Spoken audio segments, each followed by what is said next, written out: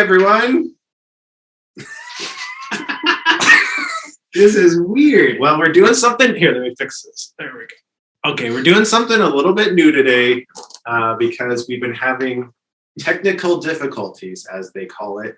For some reason, in the last, 3 or 4 weeks, every time we try to do this, we get weird echoing amongst our computers, which is why you've seen me just do it sometimes. You've seen some weird configurations of what we were normally doing. Anyways, so we're doing this all together today, which, Stefan, how do you feel about this? I feel it seems a little awkward to me as Cameron leans over. Like, how are we gonna have to do this? Well, we're talking to the people, right? That's a good point. We're talking to the people. But I feel like we've been talking to each other, haven't we? I mean, when we've been looking at the screens, I don't know. You know what I think? I think this should be our last one ever. Bear with us, everyone. We do have an announcement. This will be our last lectionary psalm reflection. We have enjoyed it very much. I think you have as well. This may come as a surprise to you, but we wanted to just let you know that this was kind of a COVID creative endeavor that we embarked on, in part to connect with folks while we were apart during COVID, because that was a tough time. We weren't seeing each other. And so this gave us kind of a midweek connection point. But obviously, as things start to open up and we're seeing each other again, there becomes less of a need for that kind of midweek connection. The other part was we had just hired this guy over here. And he had worked at Algier for like 3 weeks. And then we shut down. And so it's like, how do we help Cameron? How do we get him in front of the congregation so that people can get to know him? So we had kind of two purposes. And obviously we're meeting now in person, and we hope to open up more and more and more. Plus, we're grateful because Cameron every week records a song, which is not, some weeks it comes easier. Yeah. Some weeks it's a lot of work. And so we're going to kind of start to divert his energy elsewhere. So, and with all of that, sorry to disappoint. We know that this has been meaningful for a lot of you, and it's been meaningful for us too. Yeah, so we're sorry to end it. But at the same time, we are in conversations about a new creative project, which we are brainstorming. Stay tuned. Stay tuned. We're not sure what day it will launch. We're not sure if it will even happen. But we have a cool idea and a good starting point. So we have something. True. We have something in the works. That's right. We are talking about something new. So kind of keep your eyes peeled for that. All right. Should I read our psalm? Let's read the psalm. All right. Today we got Psalm 29, which says, a psalm of David. Ascribe to the Lord, you heavenly beings. Ascribe to the Lord glory and strength. Ascribe to the Lord the glory due his name. Worship the Lord in the splendor of his holiness. The voice of the Lord is over the waters. The God of glory thunders. The Lord thunders over the mighty waters. The voice of the Lord is powerful. The voice of the Lord is majestic. The voice of the Lord breaks the cedars. The Lord breaks in pieces the cedars of Lebanon. He makes Lebanon leap like a calf, Syrian like a young wild ox.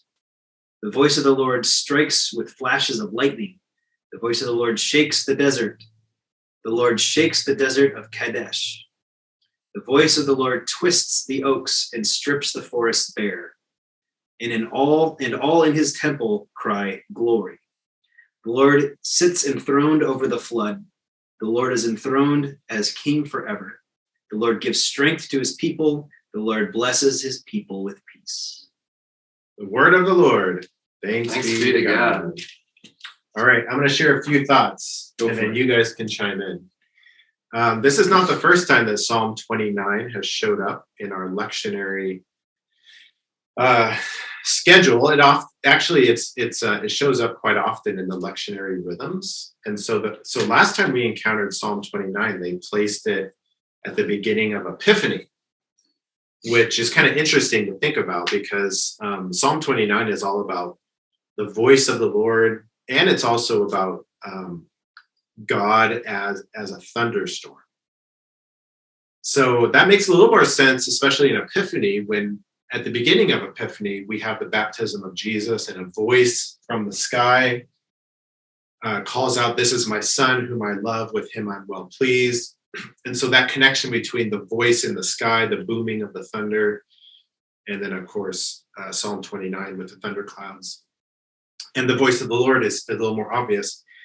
Trinity Sunday, it's a little more it's a head scratcher a little bit, because it's like, so where's the Trinity in Psalm 29? Like, why would the lectionary organizers of all the Psalms say Psalm 29, Trinity Sunday, that's the one? And a couple commentaries I read this week were also scratching their heads a little bit, kind of being like, I'm not sure what that's all about, other than to say that thunderstorm, and we just had a thunderstorm roll through last night. So maybe this is the perfect time to talk about Psalm 29. But we just had a storm roll through last night. So if you're watching it this today or relatively near Tuesday night into Wednesday morning, we had a lot of rain. I don't know if it thundered or lightninged. But yeah, a couple things about thunderstorms and maybe a connection to the Trinity. One is that thunderstorms are awesome. And especially in the summer here in Grand Rapids, you get a lot of like powerful thunderstorms running through. And so there's a connection there between the power of a thunderstorm. And in fact, I don't know if you guys have ever felt this way, but sometimes like you feel a little scared. Sure. Like you hear that huge crack of thunder and the lightning, and there's just something that makes you feel really small. Mm-hmm. And it makes you also realize that like you're not in control. Mm-hmm. Like, and so I think there's kind of a connection between the Trinity, is that the Trinity is something beyond us. It's powerful, it's mysterious, we can't control it. And so in the same way that we feel small before a thunderstorm, we might also feel small in the presence of a reality of God as Trinity, three persons, distinct but equal. So I guess that would be just kind of, I guess that I'll just end there. Sure. I think I said enough. Smooth transition. I think I said enough. Stefan, jump in. I'll pick up on that a little bit. Okay. So I'm preaching this Sunday on the Old Testament lectionary text, which is Isaiah 6. And Isaiah 6 has a couple things in common with Psalm 29. One of which is you look at it and you're like, where's the Trinity in here? Yeah. Because it's not there. There are some, and maybe I'll say this on Sunday, but there are some scholars who say that the Trinity is reflected when God is called thrice holy, holy, holy, holy. Oh, okay. That to me is a stretch at best and a coincidence at worst. But also like this psalm, like it shows God to be really powerful, right? Mm-hmm. In Isaiah 6, God is really, really powerful. And I don't know that really fits kind of the nuance of the nature of the Trinity, but hey, it is what it is. But there is a connection in verse 10 to my text, which is that the Lord sits enthroned over the flood. The Lord is enthroned as king forever. And so Isaiah 6 is God in the throne room. And Isaiah has a vision of God in the throne room, and he becomes undone. He becomes just like a human puddle. And ooh, that's good. Maybe I'll use that. Puddle? Blood? Water? Yeah. Oh, I didn't even make that connection. But so like becoming just like totally submissive and undone before the Trinitarian God. So there's that reflection here. But I agree that like the main thing is that we just meet a God who's extremely powerful, and a God who like it's an experience of his power.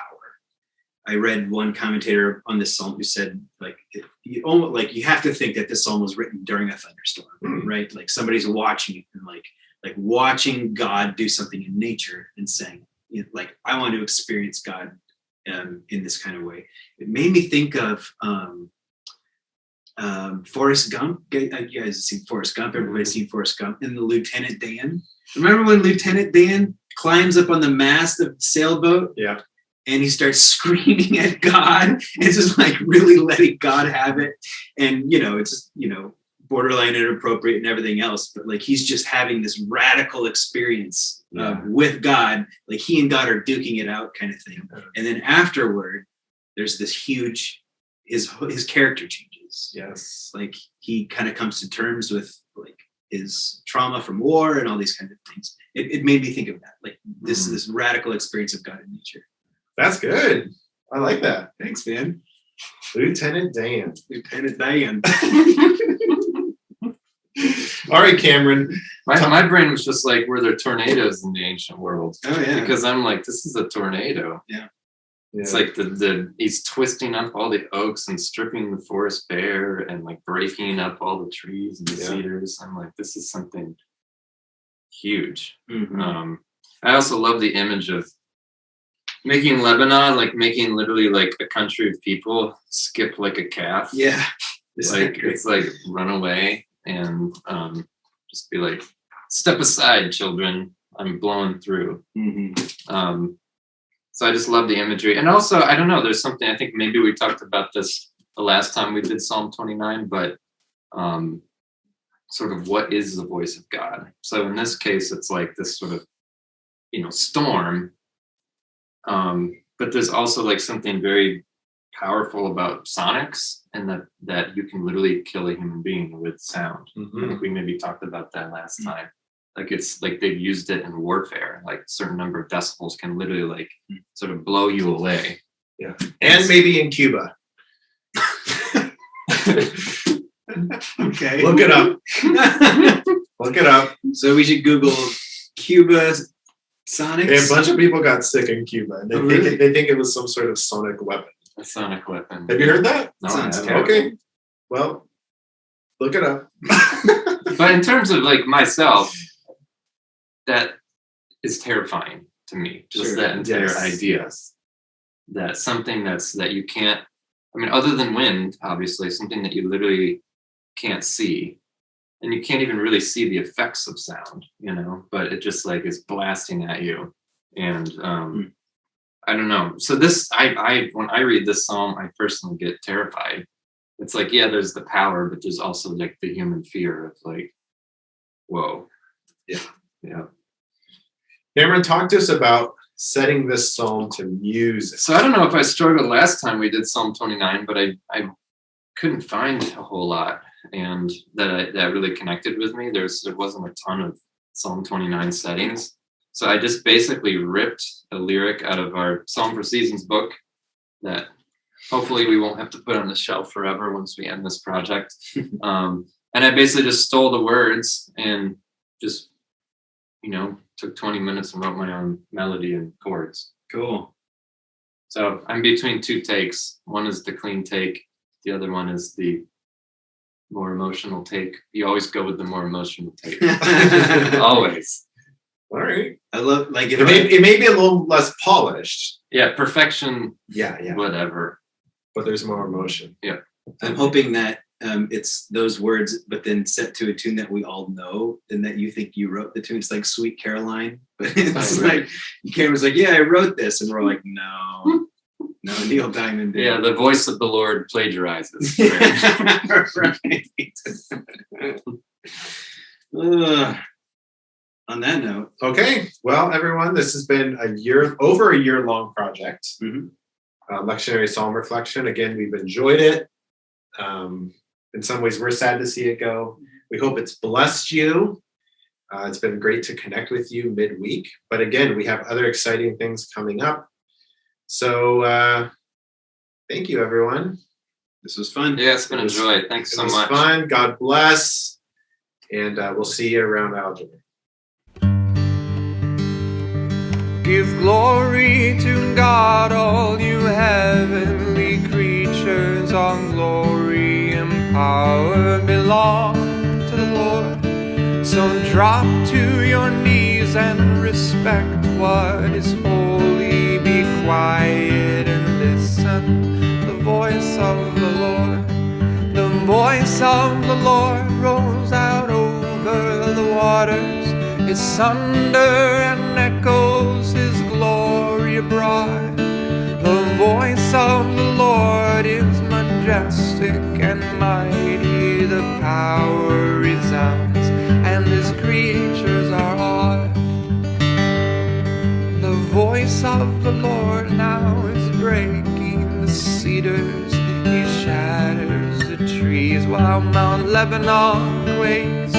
God speaks, all the hills jump like antelopes startled. The voice of the Lord makes us creatures to shake.